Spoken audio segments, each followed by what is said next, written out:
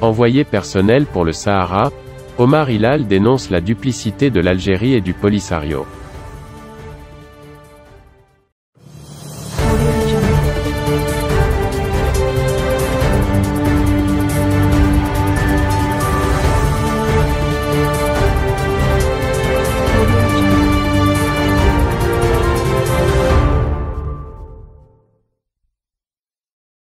L'ambassadeur, représentant permanent du Maroc auprès de l'Organisation des Nations Unies, Omar Hilal, a mis à nu les obstructions, blocages et atermoiements de l'Algérie et du Polisario au sujet de la nomination d'un envoyé personnel du secrétaire général et la reprise du processus politique onusien. Dans une lettre adressée aux membres du Conseil de sécurité des Nations Unies, à la veille des consultations du Conseil sur la question du Sahara marocain, prévues le 21 avril 2021, l'ambassadeur, représentant permanent du Maroc auprès de l'Organisation des Nations Unies, Omar Hilal, a mis à nu les obstructions, blocages et atermoiements de l'Algérie et du Polisario au sujet de la nomination d'un envoyé personnel du secrétaire général et la reprise du processus politique onusien, battant en brèche les amalgames et la confusion que l'Algérie tente de créer à ce sujet. À cet égard, Hilal a souligné que le Maroc a promptement accepté les propositions du secrétaire général de l'Organisation des Nations Unies pour les nominations, d'abord, de l'ancien Premier ministre roumain, Petr Roman, en décembre 2020, et par la suite, de l'ancien ministre des Affaires étrangères du Portugal, Luís Amado, le mois dernier, en tant qu'envoyé personnel pour le Sahara marocain.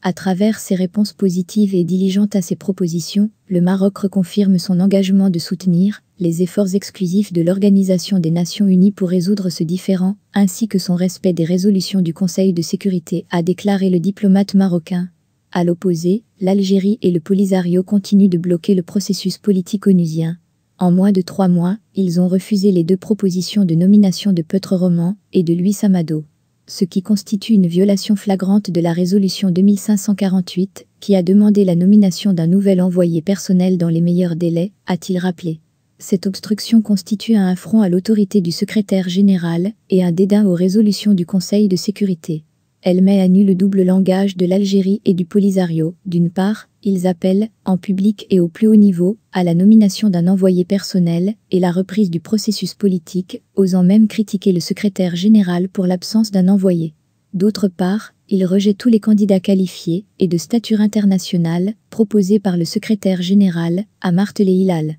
Et d'ajouter que l'Algérie et le Polisario devront assumer l'entière responsabilité de leur prise en otage du processus politique, tant demandé par le Conseil de sécurité. L'ambassadeur Hilal a également rappelé que Sa Majesté le roi Mohamed VI a réaffirmé au secrétaire général de l'Organisation des Nations Unies, lors de leur entretien téléphonique du 16 novembre 2020, que le Maroc continuera de soutenir les efforts des Nations Unies dans le cadre du processus politique, qui devrait impliquer les véritables parties. Dans ce cadre, l'Algérie est la partie principale, qui a créé et qui mobilise tous ses moyens pour pérenniser ce différend. Elle doit assumer ses responsabilités en contribuant pleinement au processus de table ronde, tel que consacré par les résolutions 2440, 2468, 2494 et 2548 du Conseil de sécurité, afin de parvenir à une solution politique, réaliste, pragmatique, durable et de compromis à la question du Sahara marocain, a-t-il insisté. L'initiative d'autonomie, dans le cadre de la souveraineté et de l'intégrité territoriale du Maroc, et dont la prééminence, le sérieux et la crédibilité ont été consacrés dans les 17 résolutions du Conseil de sécurité depuis sa présentation en 2007, et restera l'unique solution à ce différend, a conclu l'ambassadeur du Maroc.